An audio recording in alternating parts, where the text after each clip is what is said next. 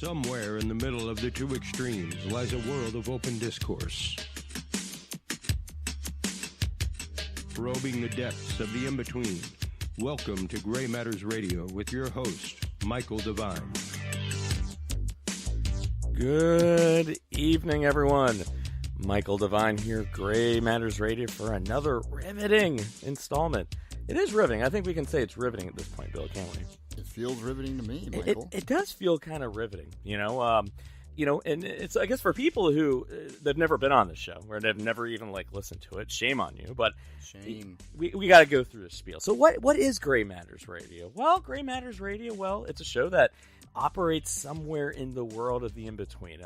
In case you've been under a rock for the last, 50 years, there's these things. It's called political parties.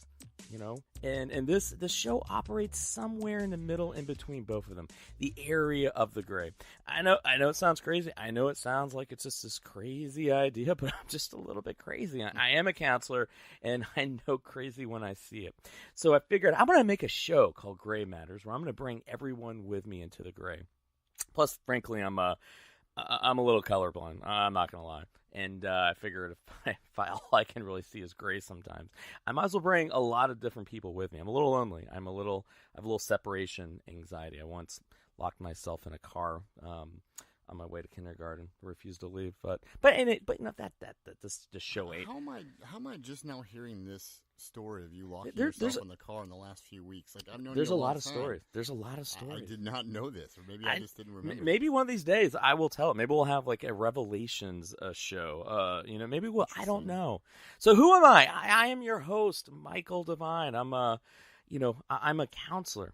I'm a counselor with a conscience. You're probably asking, what qualifies you? Well, the thing is, I felt guilty. I kind of saw the world going down the shitter from my chair. Families, individuals, couples. Everyone was just kind of in a bad place because of everything that's going on in the world. And I finally just couldn't take it anymore. I felt like I was just almost guilty that if I don't try to do something, maybe bring my brand of therapy to the world to try to heal it or change it. I don't know. So here I am. I create a show. And naturally, I can't do it alone. This is so much work. I need people to do it with me.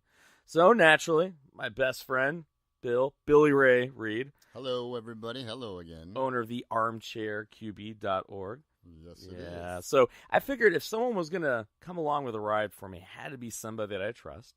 Somebody that actually is maybe aligned with me 90% of the time, but the 10% is radically opposite. Somebody that's going to call me on my BS, because frankly, I need that sometimes. I brought my shovel. As you always said, remember the neighborhood, Mike. Well, actually, I believe that was Polly, but yes. So this is Gray Matters. So every week, obviously, we dive into something, but we always got to go over the current events first. And really what's sucking all the air, all the oxygen out of the room is, no surprise, the government shutdown.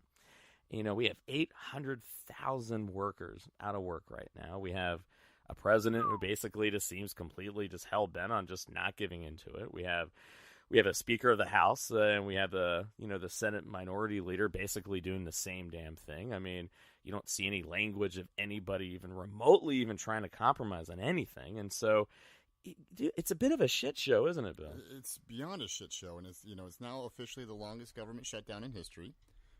Congratulations, America. We won. We did it. We're number one. Yes, we did it. I got to tell you, I'm not a fan of big government by any stretch of the imagination, but this still kind of stings. Our men and women of the armed services are not getting paid. A lot of people are not getting paid. The Border Patrol agents. The irony. The Border Patrol agents are not getting paid. That is the irony of all of this. And Mike, why are the Border Patrol agents not getting paid? Because their department didn't get funded. Because we were talking about the people that are tasked with protecting the border are not getting paid because of the border. That's the ironic part. The very thing. It would be funny if it wasn't our country. I mean, ism is like we're a banana republic. I mean, this is just this is like something you hear about in another country where they're like, man, did you hear? It's like building the bridge to nowhere, or the things that you're just like, why? And then people do that, and then this happens. And I understand the two sides disagree and everything like that, but you got people that are the decision makers, the president, and you got Nancy Pelosi and people like that. In my opinion, they're not impacted by this. because they're all independently wealthy. They don't need those checks. You nailed it right then. They're all rich. Sure. Like you and I had said too. Imagine if there was some kind of stipulation saying that if the government is shut down for 30 days or 90 days or some kind of time where if once it reaches that certain point, then all of a sudden everyone involved, including the president, there was some kind of recall election because obviously you guys can't figure it out or get along, so you will be subject to a recall election. Be funny to see how quickly things work out then if that was some kind of case. You can't work it out after 60 days. Everyone involved is subject to a recall election. But it's a joke. This is an absolute joke, and you don't really see anything going on besides politics, right? I said earlier in the week, I was like, you don't want a solution to this? You take 20 ICE agents, and Border Patrol agents, lock them in a room, no politicians, have them come up with a plan. And then whatever they come up with, you fund, and that's what you roll with. That'd be easier, right? I don't know. I'm not seeing anything that really shows that, okay, there's going to be any compromise. This is anything but politics, right? So I did something this week. So I've been using my Twitter. Ironically, I was stuck on 666 followers for a little bit. I know it was a bad omen, but now I'm at like 670 or 680 or something. Oh, okay. So it's going up, Yeah. But yeah, I'm not gonna lie, it was a little weird. I was like, wow, it's stuck. But all right, so I did something, and so I put a poll out there. So what I put a poll out there was that, okay, basically with everything that's basically going on right now, is it maybe time for a centrist, independent third party? So I did a survey among my voters, or among my followers and everything. And now, Bill, if you had to kind of guess, okay, I'm going to actually get down to my little survey here. So if you had to kind of guess, what would you guess percentage of people? Because my followers, I've been pretty strategic, people on the left, people on the right. What would you basically say? What you had to guess. What kind of percentage? I'm going to say, I think it's higher than what we might think. I'm just going to shot in the dark here. I'm going to say like 70%. Is that 70? Well, for a centrist government, as far as based on what we have now and based on how people get along, I don't know. Maybe that's shooting for the stars there, but I kind of feel like more people would be, at least up for listening to it or giving it a shot. I think deep down inside, more people want a centrist government than don't. So I had it down at 55 to 45%.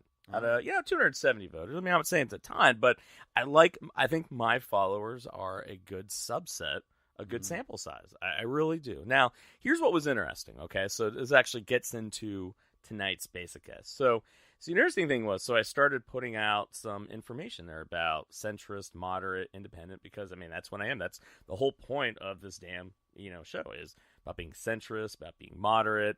And so I got a message from a organization called Uniters, or Uniters, Uniters.org. Okay, they're centrist, independent, nonprofit organization, and that's what's it. And it kind of jumped out at me. I'm like, whoa, there's something about this. It's at Uniters.org. It's a really fascinating website. And Solomon Kleinsmith is the organizer basically of this. And when he reached out to me, we started talking. We actually scheduled a time to talk off the air, and we just kind of really talked for like an hour. And it was really cool because I can tell, and we'll get Solomon in here in a second. I can kind of tell that he's probably a little, I don't know if standoffish is the right word, but probably kind of skeptical of anyone talking about a centrist, independent, moderate, because it's kind of like Fox News, fair and balanced. Well, fair and balanced according to what, right? If you have to say you're fair and balanced, you're probably not fair and balanced. Exactly, right. And I'm not picking on Fox News. I'm just using it as a fact. Yeah, and so, so I was talking to him, and so he's obviously feeling me out, just to kind of, because I was asking some, questions about, the organization, the group, and so I said, we talked for like an hour, and I was like, dude, you got to come on my show. This is something that I think, this is the conversation that we need to have, and it seems like you're somebody that's actually out there trying to do something about it. So I was like, you're coming on the show. He's like, dude, yeah, let's roll with it. So with that being said, Solomon, you there, my man? I am.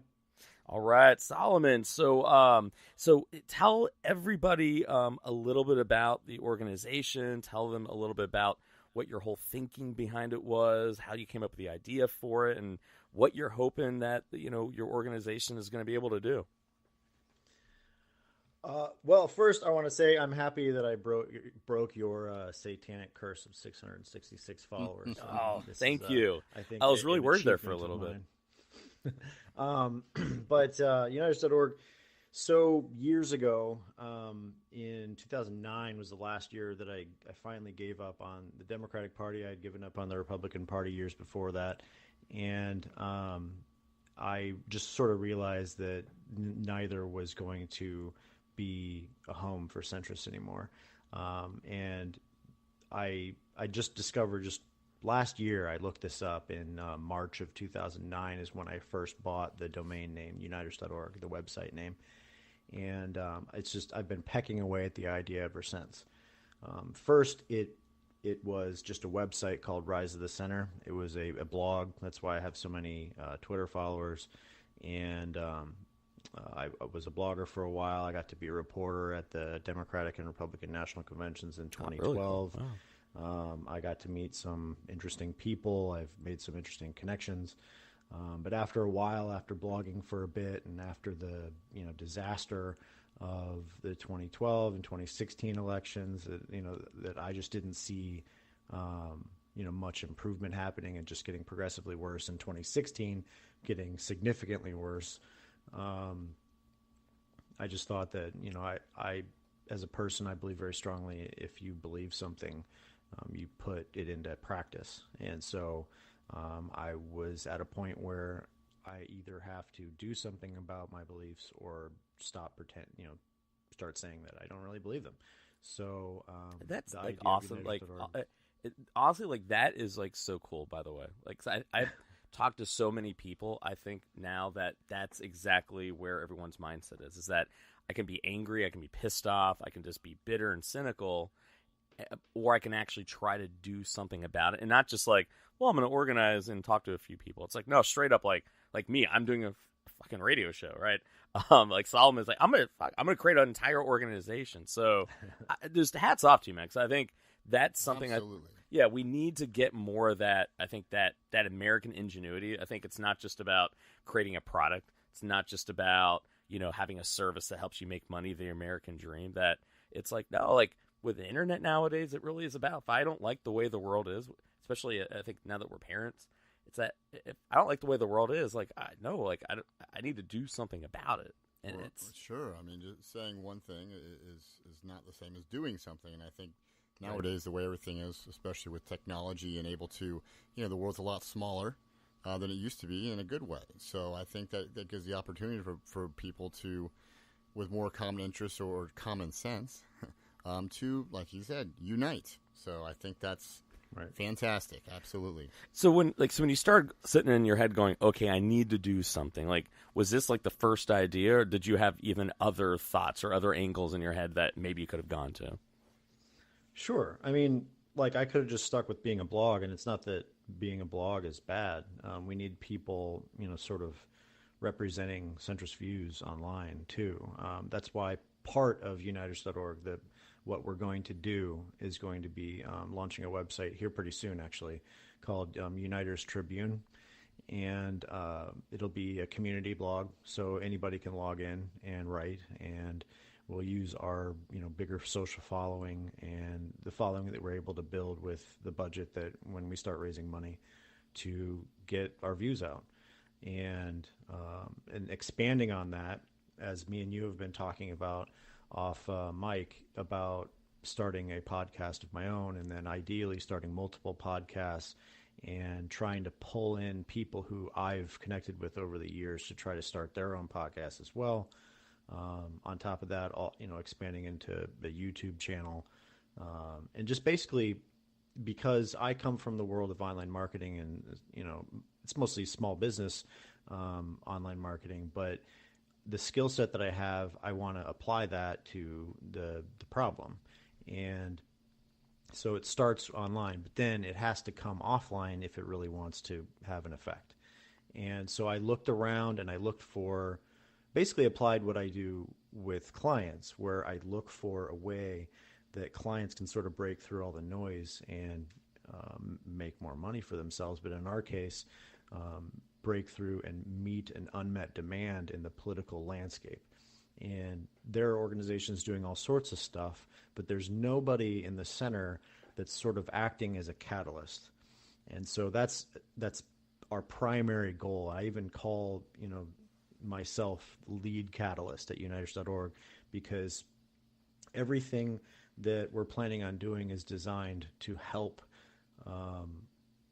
centrist moderate organizations and campaigns, and as well as transpartisan reform organizations and campaigns to succeed better. And so that's why, when we blog, we're going to try to blog about not only what's going wrong with American politics, but also some of the things that are going right and some of the politicians that are trying to do the right thing, and organizations. And then same thing with social media, same thing with podcast and YouTube.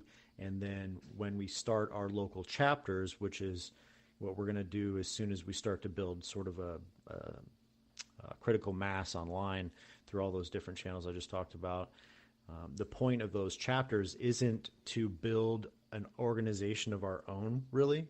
It's to use what we build to help others. So we will be doing things to try to sort of promote our own organization, but during campaign season, our focus will be on helping campaigns that represent centrists and moderates. Like if we had a chapter in Kansas last year, we would have helped Greg Orman. But in next year, I actually live right on the Kansas Missouri border, on the Missouri side in Kansas City, and I'm going to be helping this new centrist party start next year called Party of the Center, which is getting support from an organization called the Serve America Movement to get their new party ballot qualified. So now and that's the sort of thing that we're going to try to do all over the country. So now this is like where it starts getting, I think, interesting in what the challenges are, because when you and I were kind of talking, one of the big things you're saying is that, number one, there's a lot of parties or organizations where, number one, they say they're moderate and centrist, but they're really not. And then on top of that, there's a lot of what we call dark money coming into these organizations. And that's something that you really kind of pointed a lot to, like it was some of the problems. So can you speak to that a little bit? Because I think this is part of the struggle of getting these things either legitimacy or even off the ground. And so what actually is dark money? And then two, how does that end up affecting some of these organizations that are supposed to be quote unquote moderate, centrist, independent, organizations? Okay. So, let's see. Where do I start with this? If you want to know what dark money means, the best place to go is an organization called Open Secrets. They have an explainer that's pretty lengthy, but it's worth reading. The short version is, if it's an organization that is not legally required to reveal all its donors, it's a dark money group. And so a dark money group could actually be a charity. Some charities do political stuff. They use loopholes. But mostly when you're referring to a dark money group, it's what's called a 501c4, which is a section of tax law that allows it to raise unlimited funds, does not require it to really reveal its donors, and allows it to do all sorts of things politically. Most famously, they can buy ads. There's some things they can't do that PACs can do and super PACs can do, but super PACs and PACs are required to reveal their donors. Although this is another layer of the rotten onion. Dark money groups are able to raise money and then donate to super PACs. So super PACs are supposed to be monetarily transparent, but because they can accept money from dark money groups, technically, third party, sort of secondhand dark money. It's rotten. It's awful. Yeah, I mean they're basically legally laundering. That's exactly what it actually. Yeah. That's a really good way of putting it. That's exactly. Well, and then the thing is, I imagine Citizens United totally then blew the door open, because was it limitless now? On contributions, pretty much, that businesses now can make. So McCain this is going back a little bit, but when McCain-Feingold passed, they banned soft money donations to political parties, which was a great thing. But then all the corruption around the country started looking for loopholes, and I don't remember exactly how the 501c4 thing passed or went through, but in the term dark money, I think, was sort of coined somewhere in the 2010 era, somewhere around there. I forget exactly when. And but it was sort of a new thing. And then by 2012 and 2014, it really began to skyrocket, and now it's huge. We're talking about hundreds of millions of dollars. So now, how does this affect now? Like, because you're mentioning there's a lot of organizations out there that said, right. "Oh, we are moderate and centrist," but you said they're really not. So is the dark money and this, I guess, faux moderate centrist independent movement organizations, do they go hand in hand, or could you technically have dark money and then their intentions be good? I mean, how do those play into each other? So I think there's an inherent hypocrisy in saying, in pretending that you're anti-corruption while being a dark money group.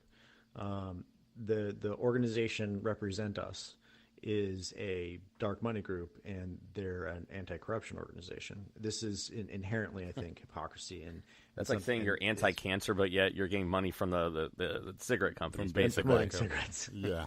Yeah. So jacked up. And on top of that, they have these big events which promote anti-corruption. And I've watched several of them, and most of the content in these events is good. But if you look at the banner ads and the headlining people that they have at these these events, every single one so far has had leaders of dark money groups on stage.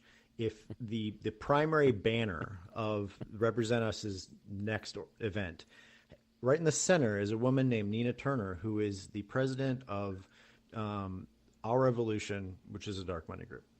And it's awful. So there's so much hypocrisy, and like, as much as people think it's bad, it's way worse when you start learning about how, the nitty gritty of it and how people use loopholes.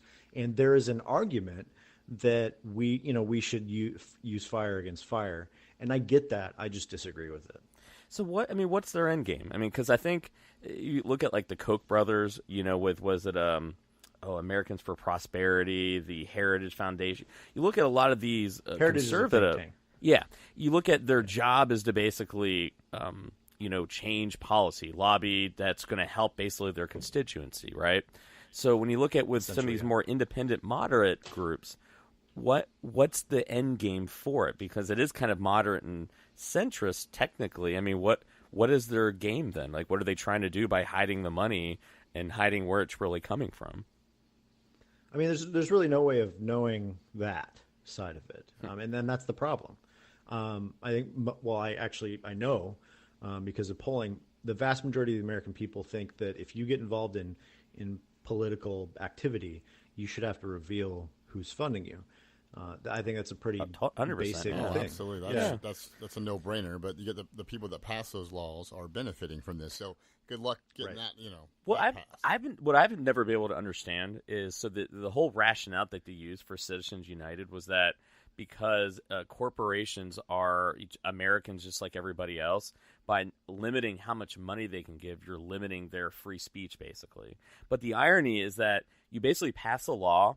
So rich corporations, so for they have the ability to speak and do whatever they want. The 99% of normal Americans are never heard. So and that's the messed up thing is that they did it solely so everyone can have equal access. You can't limit it, but now you have it to where their voice is so loud because money is the end all be all. Because as you and I were talking, that I have a colleague of mine who's a documentary director. Before that, he worked in Washington as a staffer, and he goes, 90% of the time, you know what a congressman is doing? They're telemarketers. Dialing for dollars. Yeah. It's everything is money, and so that's the irony is that once again, so corporations can have unlimited free speech, not infringed upon. 99% of the American people are never going to be heard. How is it that no one can make a Supreme Court argument for that? That data has to be there as far as what constituencies get the most amount of time. It's mind-boggling to me. It really is. It's a really tough thing because as much I disagree with the idea that money is speech. There is a connection, and I do think that there should be some sort of allowance for organizations to make their case in public. Ooh, I like that. But I do think there needs to be limits in areas, and I think transparency needs to be absolutely enforced. Monetary transparency. And there are massive loopholes, and I think, some of the limits that we can do are on lobbying. I take a pretty hardcore stance on lobbying. I think that we should completely close the revolving door, meaning that if you work in government in any role whatsoever, whether it's an elected official, congressman, or anybody on their staff, you should have a lifetime ban for working for being a lobbyist, or even working for an organization that has a lobbyist on staff. That's pretty extreme, actually. It's probably, as far as in comparison to your average view, that's probably one of my more extreme perspectives. But honestly, though, I don't think it's a lot of good. I don't think it's extreme, though, because the reality is that they even when they leave, they go get a cushy $300,000, $400,000, $500,000 a year job on K Street doing consulting and lobbying. And wouldn't that stop it? Wouldn't it technically stop it if they couldn't make that money afterwards? Yeah, it would hinder it. And that's the thing. So, when McCain-Feingold got passed, like I said earlier, corruption found ways of getting through. And that's going to happen again. Every time you close a loophole, another one will be found. But there's, it takes time, and it's a constant battle. And that's just reality. There is no silver bullet. We're never going to end corruption.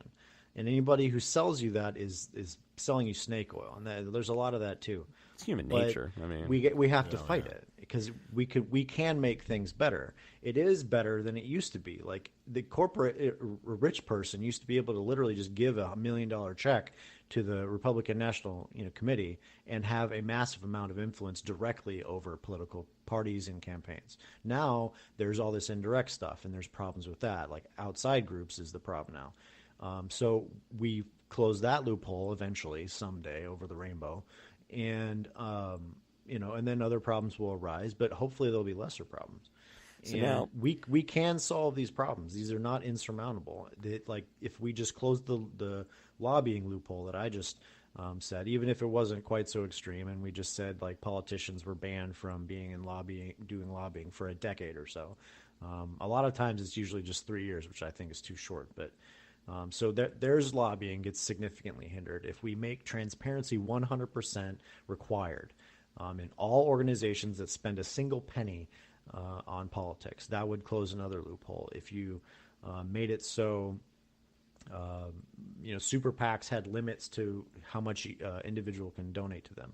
If you ban bundling, which is something that doesn't get it doesn't get remotely enough attention. Bundling is one of the things that still is completely underreported. What actually is bundling? Yeah, exactly. I had no idea. I've never even heard of that before. Yeah, it's not surprising. It would be almost a little weird if you did. The bundling is when, somebody like me, a politically connected person, if I wanted to gain more influence than I possibly could with my personal amount of money, I could go to, I have 22,000 followers on Twitter. I could start contacting them, try to get, collect everything from $1,000 checks to $10 checks from a bunch of people, collect $100,000, $500,000, $1 million, and go to a politician and be like, here's a stack of checks. In exchange for this, you need to give me access and influence. It happens all the time, and it's perfectly legal. And I don't doubt it. Yeah. That's basically when you hear about people buying buying ambassador positions. That's how they do it. I'm ambassador to Zimbabwe, just because. It's basically what a rich, influential person does as a status symbol is buying an ambassadorship. It happens, and it's perfectly legal. And Obama did it. Every single president in modern era has done it. I was just going to say, did you kind of feel there was something like that with the Clinton Foundation? Did you find that to be similar, where people could donate money, and in return, maybe, like you said, a pay-for-play kind of deal? Well, yeah, at least have a chance to have not sit down necessarily, but have an audience, have some influence over some decision making, depending on possibly the size of the check. Or Did you find, Solomon, anything with the Clinton Foundation, in your opinion, that it was like that, or was that just a bunch of media hype? No, I mean the problem is we can't prove it. There's no way of really proving it unless something They're leaks. so good at hiding it. But I find it hard to believe that there isn't some influence buying there, especially because after Hillary dropped out of the race or didn't win and all that other stuff, donations from foreign sources have dropped quite a bit. Well, and this is where I look at this is all these things are like great ideas, right? Because we're all sitting here as independent, centrist like people that are probably obviously fed up with everything. But the problem is the people that are in power now, they benefit from all this, and that's where I look at this is where a legitimate, moderate, centrist third party is really needed. That to me is a solution because you're not going to get anybody now to go against it. Heck, you could get elected as a very moderate Democrat or Republican, but the whips are basically going to sit there and go, yeah, no, we're going to totally make it where you're not going to get reelected. You can't do anything. Yeah. And we're going to ruin your life pretty much. Remember, what's her name, that tried challenging Pelosi? Mysteriously, some letter came out like right before she was challenging Pelosi for the speakership. And it's just like, that's what happened. So I look at, and I don't know if this is where your head is at, Solomon, but my head is that that's where the third party comes in. Because they're not beholden to these dark money groups. And I think maybe that's where you're getting at why having everything being transparent is so important is because now all of a sudden you're not beholden to anybody else but the voters. And you are going to start voting to what is best. No, we shouldn't have this. We should change this rule. And you get enough votes, now all of a sudden you start changing the game up a little bit. Is that kind of where your head is at of that the role of a third party? Okay, so there's a lot to unwrap there. I'm going to try to simplify it. I'm a complicated guy. There are corrupt people and honest people all across the spectrum. There is a movement among some elements of the left and the right to fight corruption, and there are a lot of anti-corruption people in the center, but there's also some corrupt people in the center. I mean, they're centrist dark money groups. No Labels, who I think they do a lot of good work, but they're a dark money group. And Unite America, who supports independent candidates, not just centrist, but independent people in general. They are a dark money group as well, and they'll even lie about being a dark money group when you try to talk to them about it. The AP wrote a story about them and mentioned that they were a dark money group, and they took issue, even though they're lying about it. But how dare you call me a dark money group? Are you a dark money group? Well, maybe. Yeah, maybe. Can you define dark? Yeah, I mean, they want to make up their own definition of dark money group, and they don't get to do that, but they do it anyway. We're not a dark money group. Do you know? Can we see where your money comes from? No. We like to call it a opaque money group. That's actually But so it's like I like to use my best example of how we're not immune in the center is Ben Nelson, because I'm from Nebraska. He was a moderate. I was a moderate back then too, and I never voted for him because I knew people that worked for him. I knew a lot about him. He was corrupt as hell, and right now, just recently, I think it was last week, Joe Lieberman, who is also another well-known moderate, who is also completely corrupt. He's now working as a lobbyist for, oh my gosh, I forget what it was, some foreign government or organization. I mean, don't almost all of them work for a lobbying group now if they're not even in politics anymore?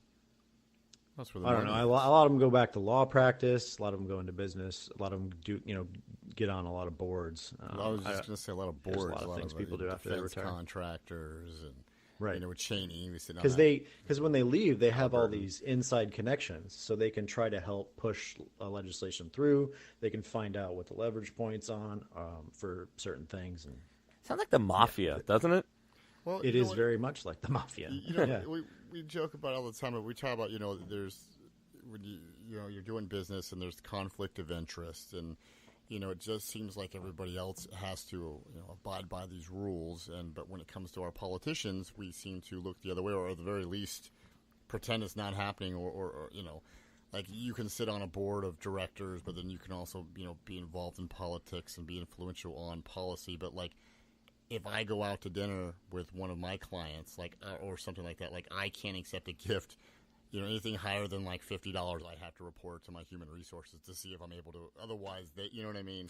Well, it's fucked up. Well, it's about all who makes the rules. I remember Sure. my dad. So he was a chief resource officer for a healthcare system and VP of supply chain. And so I remember for years we get like baseball tickets, race tickets, and then finally start cracking down on it, right? And then the fucked up thing was he goes, so let me get this straight. So I can't take, let's say, something from GE Medical or Siemens Medical, because they're saying that's a conflict of interest. He goes, but then, all right, so these doctors straight up get paid to prescribe the medications.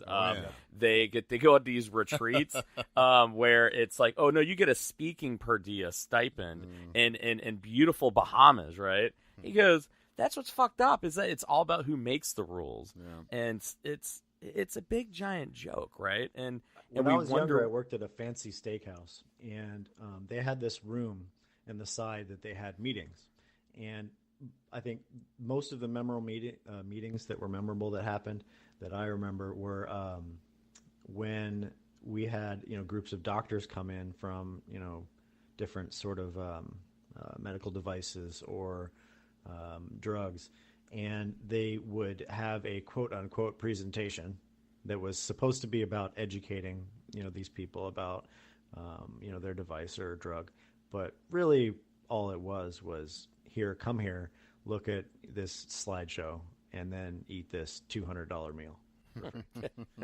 It's ridiculous.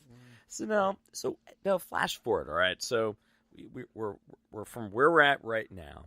How do we get to it to where, and I guess for how do we get there and how long would it take to get it to where we have a legitimate third party, a centrist, moderate third party, legitimate.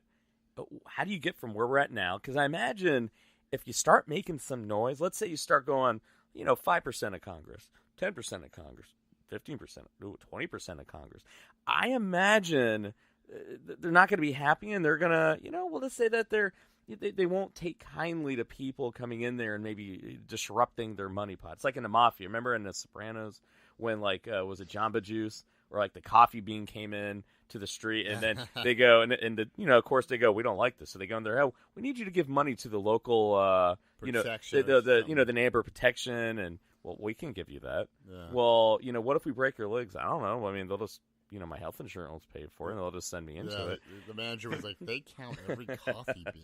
Like I can't do anything. So we obviously know there's the status, the status quo is not going to like this at all. So how do you get there? What are the steps? Like what and what have you postulated with what hasn't worked in the past? What needs to happen in the future?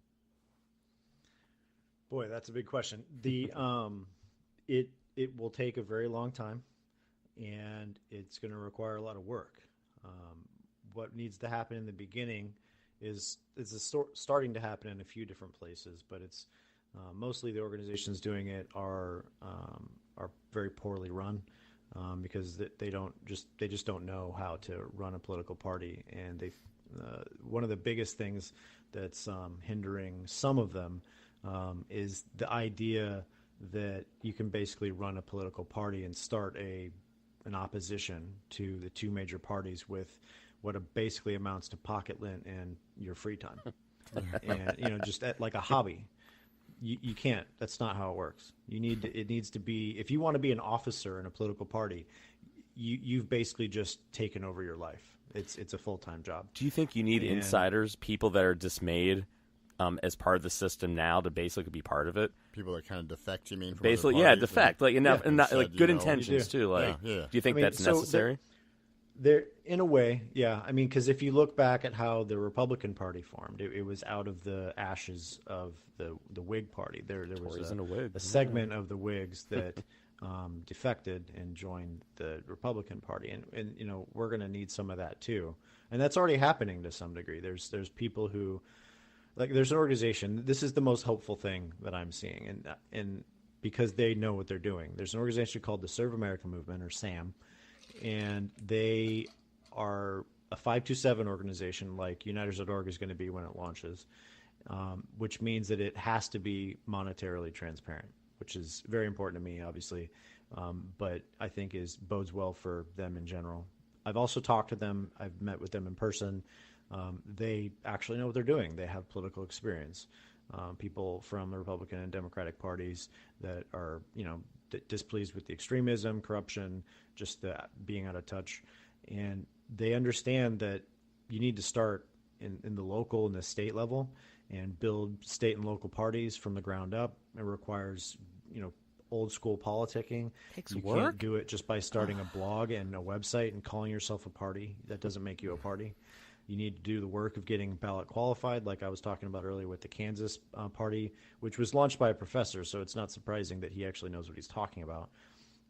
But the vast majority of these parties calling themselves centrist or moderate, some of them are, but they just have no clue what they're doing organizationally. What's interesting? So you need to answer your question as a big, big picture. Basically, you just need to commit to, I'm going to be knocking on doors, making phone calls, holding events, doing booths, doing real world politics for a decade, because it's probably going to take that long, unless we get really lucky and we get some Ross Perot 2.0 who decides to run for president, spend $1 billion of his own dollars, and in the process, allow a party to be formed that piggybacks his campaign. That could happen. Well, here's a question I have for Howard you, Schultz though. will do that, but who knows? So here's the thing. So I went and actually talked to, I probably interviewed, I would say probably over the last week and a half, I would say like 100 people, give or take, right? And these are all people that I would say are probably somewhat in the middle, right of center, left of center, straight up in the center. And I asked them, would you vote for a moderate third party, centrist kind of party? And every person I kind of asked, their answers varied a little bit, but there was one commonality of probably, I'd say 85, 90% of the people I had asked. They go, if I think they had a chance to win, I would do it. But I don't think they have a chance to win. Yep. And that was an interesting thing that multiple people said, is that I would do it. They had a chance to win, but I don't think they do. And to me, that's a big hump, I think, for any third party. That legitimacy. That's why you have to start locally. Yeah. And so would you say, is like a city council? Would it be, like a state mayor? legislature and lower. Don't even bother about Congress or Senate or president until you have a uniquely good candidate. So this is what I'll tell you. If you took every centrist independent candidate that's run in the last decade, every single one, and hundreds, I don't know how many there are, and got them to run for a race that was 1 or 2 steps down the ballot, smaller races, we would have hundreds of people in office right now. That's interesting. But there are so many people. It's really true. I mean, think about it. How many have we seen that at the city council level, the mayor level? Right. It's almost like the farm system. It's like you almost want to get them started and then bring them up. And I think that is a really – because I think if you look – that's exactly what it is. Yeah. That's one of the biggest advantages that Democratic and Republican parties have right now, is that they have a farm system. And people that run for office that are Democrats or Republicans, they generally understand or are taught by the party that you don't get to start just being Joe Schmo off the street and run for Congress. You can do it, but 99.9999% of the time you will lose. Not just because it's not some ethical thing. It's not that you don't deserve, because it doesn't have anything to do about deserve. It's because politics is a skill set. You need to learn how to do politics. You need to learn how to set up door knocking campaigns. You need to learn how to set up phone banks. You need to learn how to raise money. These are all skills, just like any other thing, like a sport or a business. And there's very little. There's a skill gap between independents and Democrats and Republicans. And there's a lot of people. I say this all the time. There's this misconception amongst a lot of independents that basically amounts to, if you build it, they will come. I've seen so many people start, websites or quote unquote organizations and disappear within a year because they have no clue what they're doing and they think people are just going to flock to them and they have no idea why they're not doing it. And it's not that they don't have their head in the right space. They're not willing to learn because they think that if they watch CNN, they understand how politics works. Now, what about branding and marketing? If you really look at that's part of it what too. Should a third party be called? Because you got to look at Republican Democrats. it's a brand, just like Marlboro and Pall Mall. Coke and Pepsi, You know, which you I mean, prefer. they are brands. Man, So they even have their own opposite colors, red and do, blue. I mean, know. they are Yep. so ingrained into the America, not just the politicals, but just America in general. Like, it's just, are you red or blue? Are you know what I mean? Are you left or are you right? It used to be the other way around, by the Yeah. way. If you go back to, I think it was the 80s or 90s when they had those, election night things on before CNN. There are pictures of electoral maps where the Democrats are the red and the Republicans are blue. It didn't really solidify. So until now, the 90s. now, how much does branding really go into it? That doesn't the third party technically need to be? Shouldn't it be something that people can identify absolutely. with? How about the gray? I think it should be the Reform Party, personally. I like the Reform Party. I like the Republicrats. Right in the middle. The gray, that's, purple. That's really bad branding. Like, Yeah, as someone who comes from marketing, you don't it's like the worst one call ever. yourself Republicrats. Burger Queen. Yeah, So you thought the Reform Party would be a good one? Is that the one? I mean, is that the it's one got people are brand throwing recognition. around? Well, I mean, the Reform Party still exists. I'm actually working. I'm going to try to. I'm about to help say them that put a new sounds website familiar. as well. Yeah. Except, They so just- branding it's has one to of be a those big part of it. So if we're kind of looking like a review, it's kind of like, so we got starting from the bottom, basically like small offices, to run after, develop a farm system, develop a grassroots network. Well, having it's not money. just the farm system. Yeah. It's also because system. if you're that person who has delusions of grandeur running for Congress or Senate, you're not going to win. There's But no home runs. Yeah, if you are willing to work on your campaign like it's a full-time job for 6 months, you can win sometimes a state Senate or state legislature race with $1,000 and shoe leather and working your tail off for 6 months. You can. That's possible. It's not possible in Congress unless you run and somehow magically both of the major party candidates, after the primaries already happened, come out with some massive scandal. That's the only way you're going to win. That's the only way, basically, it's going to happen. Unless you're famous or rich or both. I was just gonna say that. I mean, I was kind of surprised and disappointed that Jesse Ventura never took the plunge.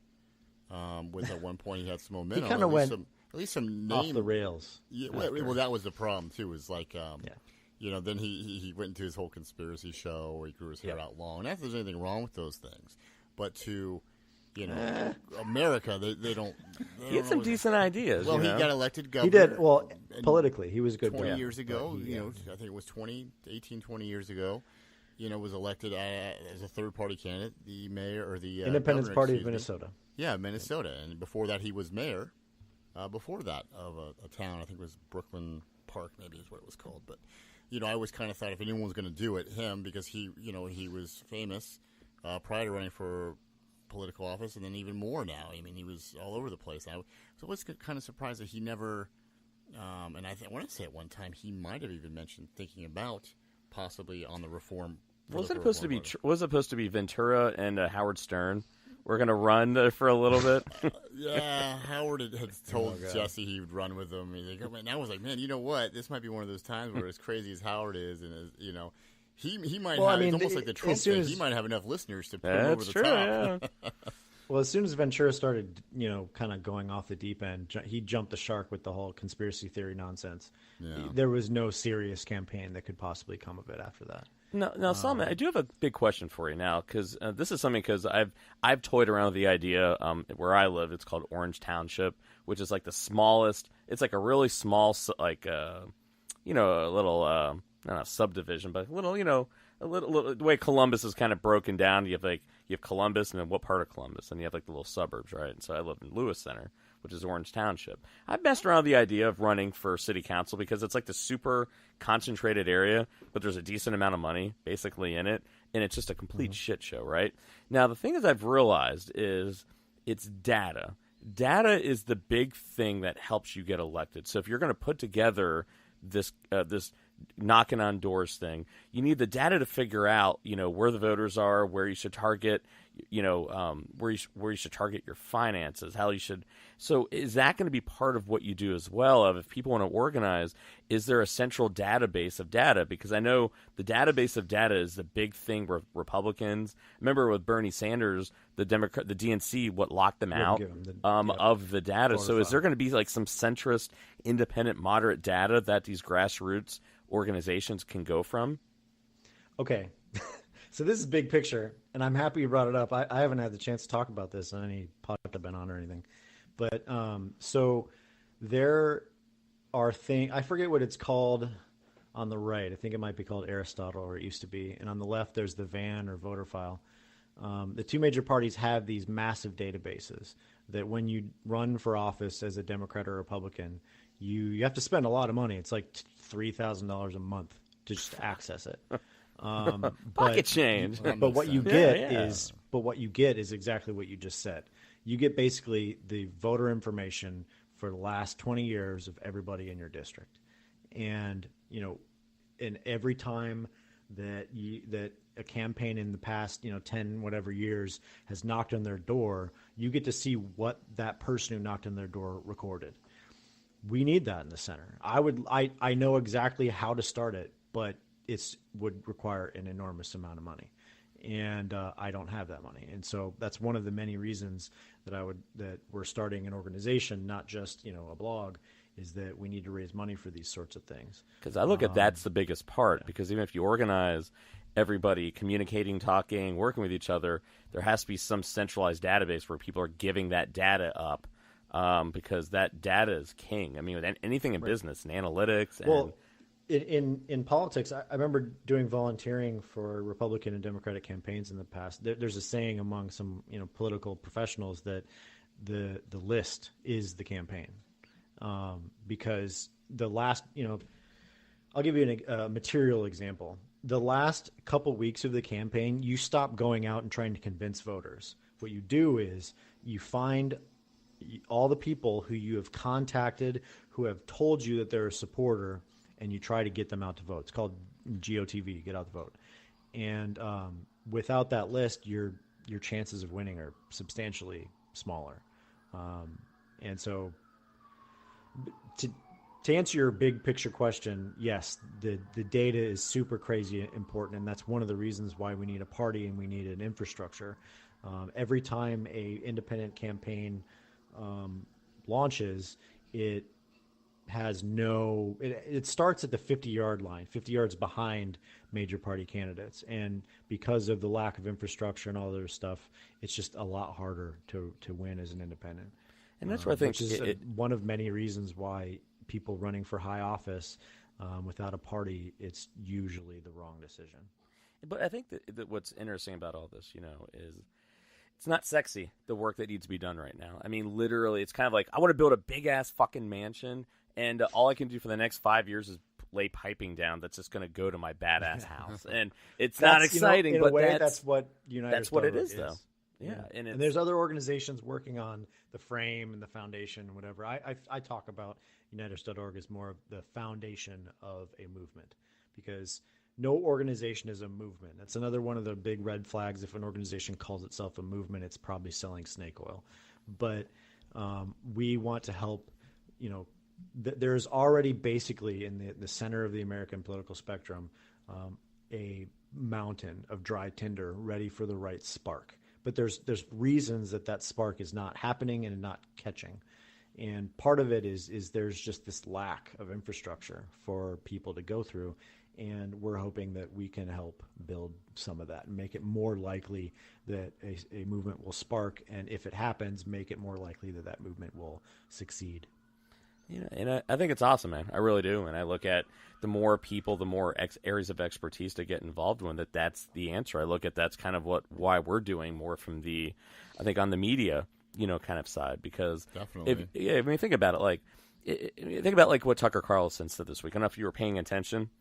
So Tucker Carlson had this scathing monologue this week, all right, where basically, long and short, I mean, he said a lot of things in it, but he basically said America's ruling class are the mercenaries behind the failures of the middle class, including sinking marriage rates and ugliest parts of our financial system. He went on to say any economic system that weakens and destroys families is not worth having, and a system like that is the enemy of a healthy society. Tucker Carlson. Yes, and he said, and he concluded with a demand for a fair country and a decent country and a cohesive country, a country whose leaders don't accelerate the forces of change purely for their own profit and amusement. Now, here's the thing: what he said was fucking dead on, but here's the problem, though. He won't do anything with it. Think about how many millions of viewers him, Limbaugh's, and all these people have. Here's a guy. He'll say it. Mm-hmm. But will he do anything? If anything, will he continue to do things to be more divisive? Will he do things and then not call out politicians on his show for doing that? And that's where I look at that. That's what our role is. There is no independent. Think about it. There's no modern conservative movement without Fox News and Rush Limbaugh and Sean Hannity's and Laura Ingraham's, there Michael would be. Savage. I mean, it existed before them, but it would be vastly different than it is now. It would be less tribal, it would be less corrupt, it would be less vindictive, it would be much less harmful. Those things are not required for a movement to exist. I think we just need a mouthpiece for it, and I think the more, think about it, you want to do a podcast, on that. We're doing a podcast where you're creating the blogging website. We're creating the reporters.com is actually our new one that just kind of launched this week. It's about independent news, and we actually even created a Drudge Report of sorts where we actually have left, right, and center news aggregate, and then our own basic articles that are more about being in the center. And so I look at there's an email that people can sign up to for that. It's called I think it's Moderate Voters by Gary Butts is his name. Butts. People can go look it up. It used to be a website that aggregated news, and the website still exists, but it's mostly just an email newsletter now, and it's definitely worth following. One thing I would do to challenge any of the listeners out there is to, as I'm sure they're already aware, is you can't really rely on today the mainstream media to feed you anything but what they want you to eat. So if you think you're going to get a new radical depends idea, on what media you're talking about. Yeah. Well, I should say some of the mainstream media, the one that the majority of America is exposed to. I mean, you have to do, if you want to kind of know what's really going on out there and know what the alternate ideas or the better ideas are, you really have to do your own research. You can't just, like you said, you can't just rely on CNN or Fox News. A lot of times those shows are just a giant pep rally. Yeah. The reach of those organizations are much smaller than people think. The reason it seems like it's bigger is because most politically obsessed people like us, put a disproportionate amount of our attention. The echo chamber, yeah. Instead of, I do technically have cable news because I have Sling TV, but I don't watch it ever. Well, if you look at NPR is actually the number one. Was it and it's almost all podcast.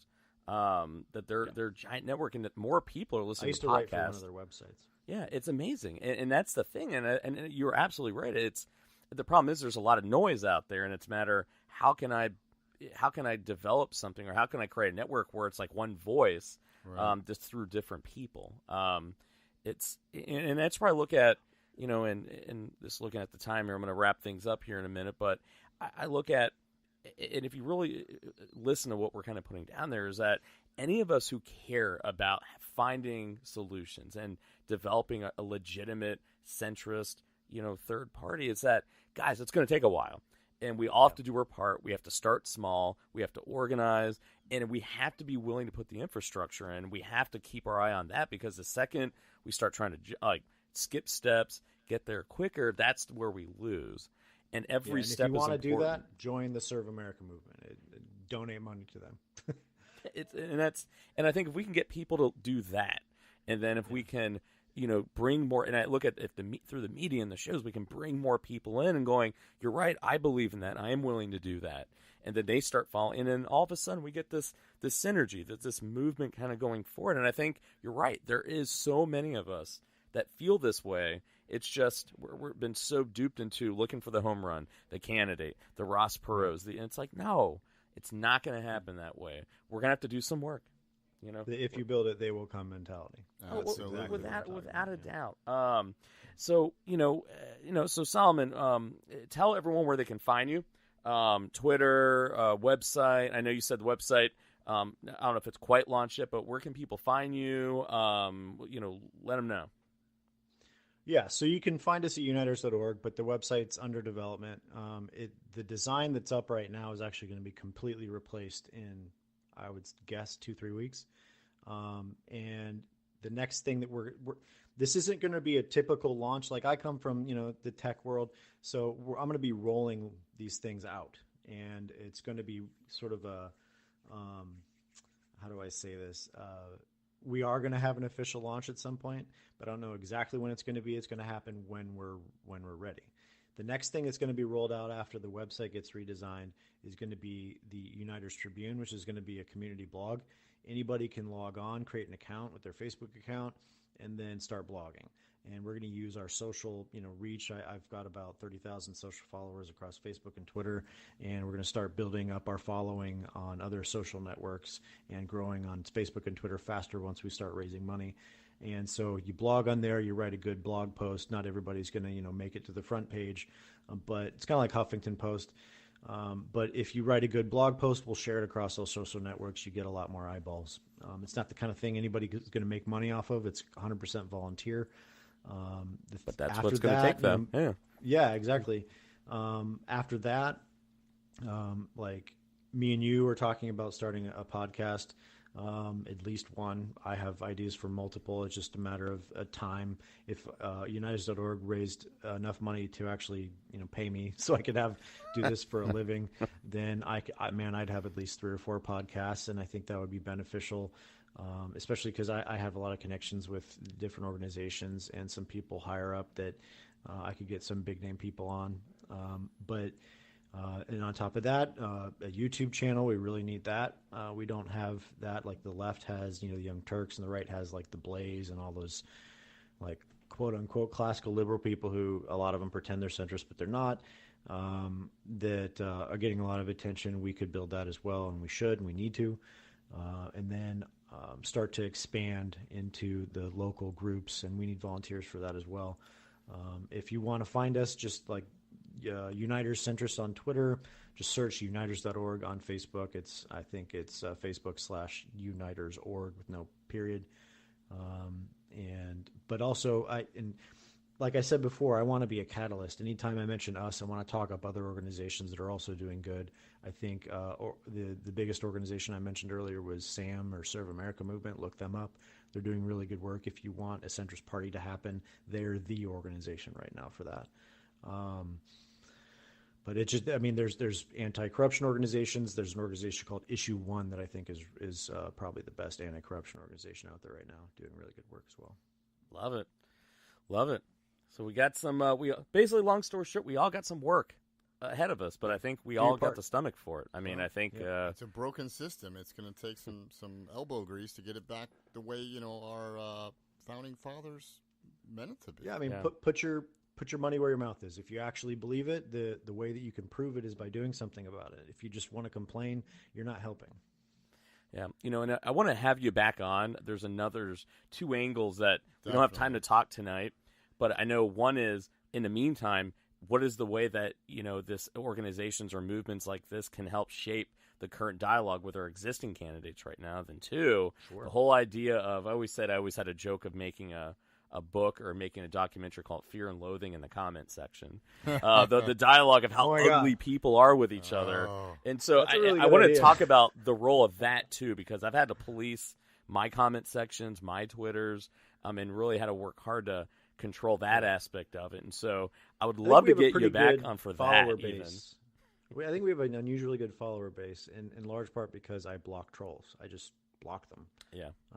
And I think people need to be more fast and loose with blocking. There's just a lot of bad people out there that don't add anything to the discussion. A lot of people, and I know on Facebook, you have your name and you have your picture, your profile picture, but some of the ones that don't, those get bad too, but some of the ones where you have like on the Yahoo comment section. I go to there all the time. The people that use a complete screen name and no picture. Right. That is just the worst of the worst. I mean, you think Facebook's bad. Then those are people that you can find. I'm Troy Jones. I live in, Montgomery, Alabama. I don't 7 care. friends from Zimbabwe. Yeah, right. But it's like... I'm real.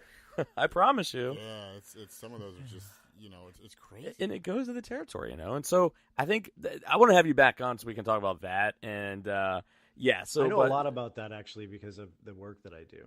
It's not just a problem in politics. It's a problem everywhere. It's life, too. So it actually started in other industries, like spam. I think we must need to do a fear and loathing in a comment section. Just we can make a little mini documentary. Like remember Jimmy Kimmel? Was it Jimmy Kimmel? I would love that. Also, actually went and knocked on their doors and said, "I heard you called me a fat fuck." It was also Jay and Silent Bob did that. If you remember. Yeah. Oh, are you so and so 1268? Yeah. He goes, did you say that Jay and Silent Bob sucked?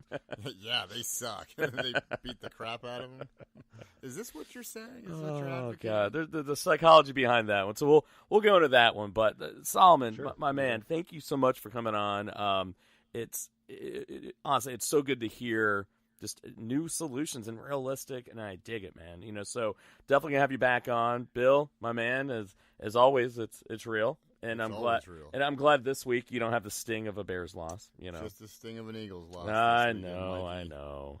There's always next year, man. It's all right. We got one last year, so we're good.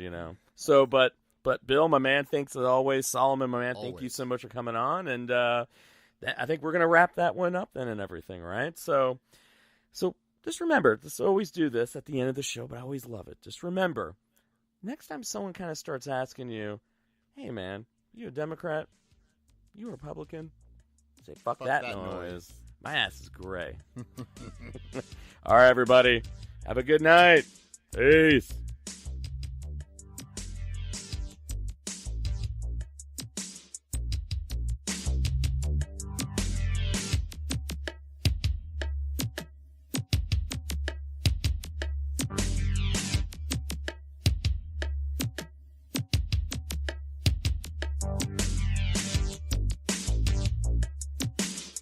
Thank you for listening to this episode of Gray Matters Radio with Michael Devine. For more episodes and information, visit us online at graymattersradio.com. Join the conversation by following Gray Matters Radio on Facebook and Twitter. Gray Matters Radio is a proud member of the HC Universal Network family of podcasts. For more live episodes of this and other great shows, download the free HC Universal Network app at hcuniversalnetwork.com. Thanks for tuning in, and until next time, remember, think about the gray.